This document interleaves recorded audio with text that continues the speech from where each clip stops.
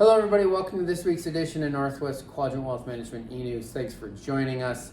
Hopefully where you are, it's not too smoky. We had skated through for a while without a bunch of smoke, but it seems like it's going to be here until we get some significant rain. So today we thought we'd talk a little bit about how our crystal ball seems to have been very clear all summer.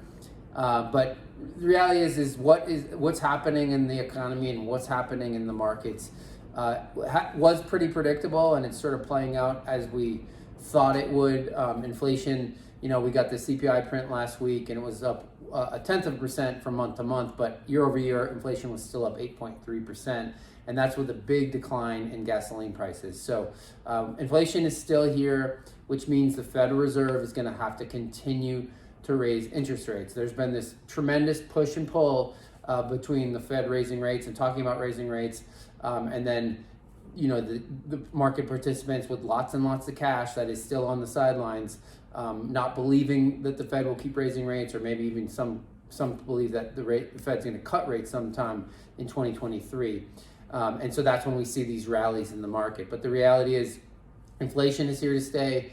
If they don't stay on inflation and keep raising rates, then it will come back. And so they have to deal with it. They've learned the lessons of the past. And so they're going to continue to raise interest rates and talk about raising interest rates and slowing the economy. That's the only way that they can deal with inflation, because it is a demand situation and they have to kill demand.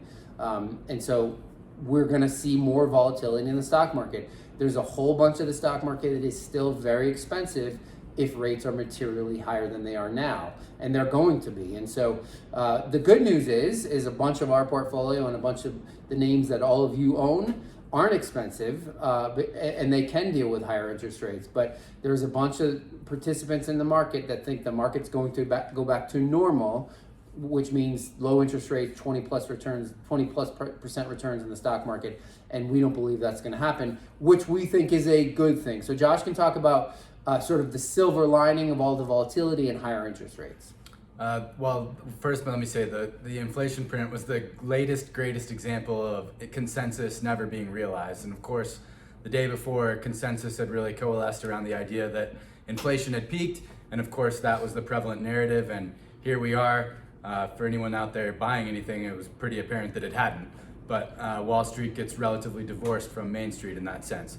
But let me talk about the silver lining. And ultimately that's that a lot of our clients out there, especially as they age, don't want to experience that much volatility. And unfortunately, for better or worse, you've been pushed out the risk curve over the last 20 years as a result of ever declining interest rates. And that just meant you had to own more equities relative to fixed income within your portfolio to generate the amount of income that you need to spend and live your life.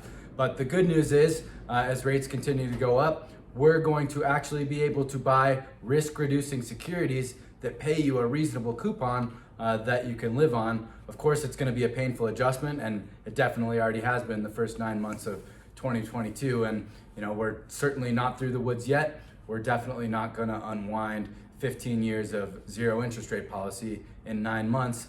There's definitely going to be more volatility to come. And the reason we've been so optimistic is that we are going to re-enter a world that more represents most of your lived experience. Mm-hmm. And that's also good in the broader sense in that, so many market participants were rewarded for taking stupid risks over the last 10 years. They're all now finding out how risk premiums work. And beyond that, the income inequality that has characterized this country and been such a big issue, and the median income detaching from the median house price, the longer rates are higher, a lot of those serious structural issues are going to be remedied. And it creates a better foundation for all of us and ultimately for our clients. And so that's why we're positive over the long term.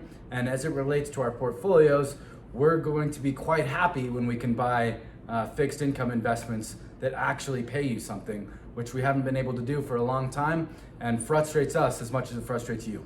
So the gist is, to get to a better place, we're going to continue to go through some more pain as it relates to volatility in the stock and the bond market. But ultimately, we think we're going to end up in a better place where those of you that want to own bonds can actually get a real yield, and the stocks that actually do actually make money are going to be rewarded in the market. So it is going to continue to be painful for the rest of this year and probably into next year, but ultimately we'll come out in a better place. And all of you that have done the right thing, saved money, not overspent, not overpaid, will be rewarded. So as always, though, if you have questions about your situation or your portfolio, you can give our office a call. The number here is 800-743-0988, or you can send either one of us an email, Tyler or Josh at northwestquadrantwealth.com. You can send it to Troy too by the same email.